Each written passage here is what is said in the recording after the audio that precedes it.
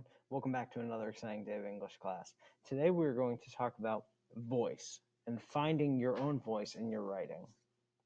The author Neil Gaiman said, Do the stuff that only you can do. The urge starting out is to copy, and that's not a bad thing. Most of us only find our own voices after we've sounded like a lot of other people. But the one thing that you have that nobody else has is you. Your voice, your mind, your story, your vision. So write and draw and build and play and dance and live as only you can. So we have to start by defining voice. Voice in literature is the form or format through which narrators tell their stories. Voice is that which makes you unique. It's also which makes you unique or peculiar. Voice is really made of 5 different component parts. And by breaking it down into these categories, it becomes something that we can actually get our hands around and not just think of as an abstract concept. Voice is diction, details, imagery, structure, and tone. So diction is the words that you decide to use. An effective voice has words that are clear, concrete, and exact. So you want to choose words based on their 2 meanings. All words have a denotative meaning and a connotative meaning. So the denotative meaning of a word is the literal dictionary definition. The connotative meaning, the suggestive meaning. So what does the word feel like? So skinny and scrawny have the same denotation. They both mean thin or skinny, but they have different connotations to them. Same thing with a word like happy and bubbly. While they both mean happy, they're different types of happy. And happy is different than joyous, is different than ecstatic. Right? All of those different types of happy have very, very different connotations. So the word you choose will help impact your voice. So imagery is a verbal representation of a sensory experience. We primarily think of visual images, things that we can see, but any sensory experience is an image.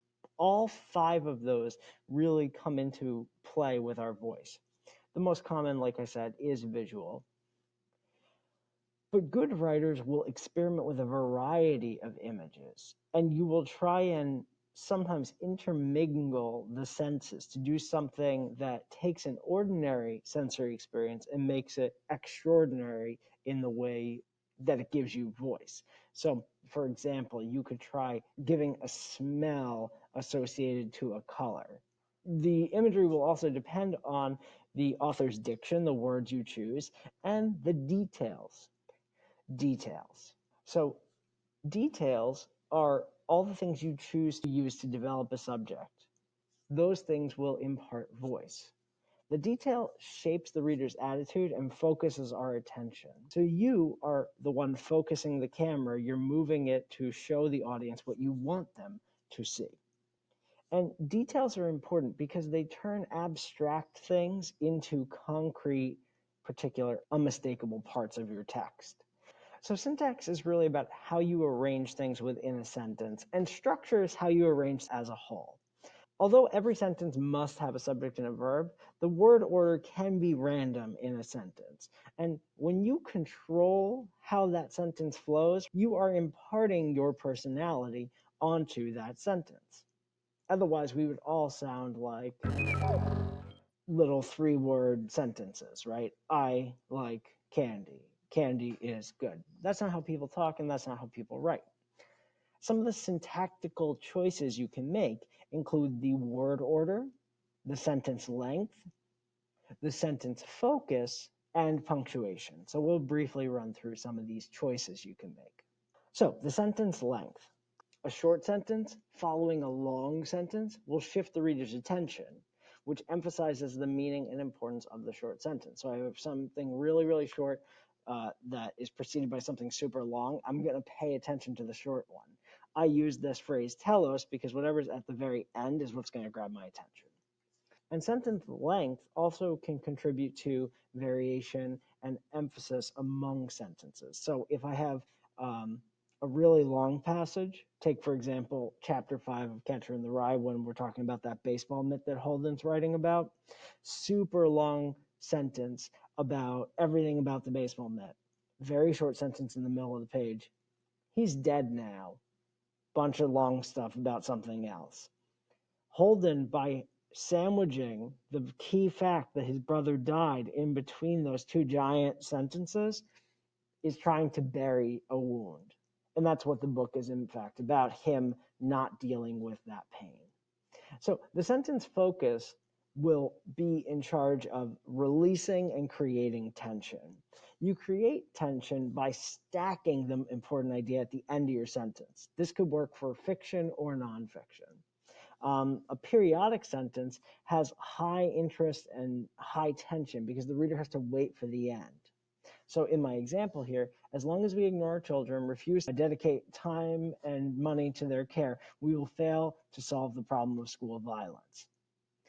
The opposite of a periodic sentence is a loose sentence, one that allows the reader to kind of meander through the end because you told them the important thing up front. We will fail to solve the problem of school violence as long as we blah, blah, blah, blah. One gets their immediate focus at the beginning. The other one makes it like a mystery that you have to reveal at the end. Both are valid options. You just have to make the choice which one is more in your voice and which one serves the purpose you're trying to have. The last slide here is on punctuation. So punctuation, there's a couple of different options that impart voice. One is the semicolon. Semicolon is giving equal weight to two independent ideas. A semicolon is always a stylistic choice because you never have to use it. A semicolon could always be replaced with a period. The colon directs the reader's attention to the words that follow. You'd use it if the second part of the sentence summarizes or explains something of the first. So basically a colon is a giant arrow pointing at, look here, this thing is important, or look here, it clarifies what I said earlier in the sentence. And then lastly, the dash is a sudden change in thought or tone. It sets off a brief summary, and it's almost like a parenthetical part of the sentence, something that didn't need to be said that's completely different. And then lastly, it's repetition. So we can repeat words or phrases. We can repeat the structure. I want you to think of Martin Luther King Jr. in the I Have a Dream speech. By repeating that phrase over and over again, he builds meaning. Tone is the expression of attitude. It's the writer, or sometimes the narrator's, implied attitude towards his subject or audience. The writer creates a tone by the diction they select, the way they arrange words in a sentence, and the way they arrange events in a story, and the purposeful use of images and details. The reader is perceiving the tone by examining each of these disparate elements. And the tone is the thing that sets the relationship between the reader and the writer. To understand tone is to understand meaning. If you miss the tone, you will miss the meaning. And that's the end of my presentation on voice. I hope you find this helpful. We'll talk about how to apply this in your own writing and how to choose carefully your diction, your imagery, your details, and the way that you structure your story. It can make all the difference to have this in your toolkit. I think it is the most underdeveloped tool of any writer, is to actually know how to create voice using these five elements. Thank you very much for watching, and I will see you guys all in class very soon. Bye-bye.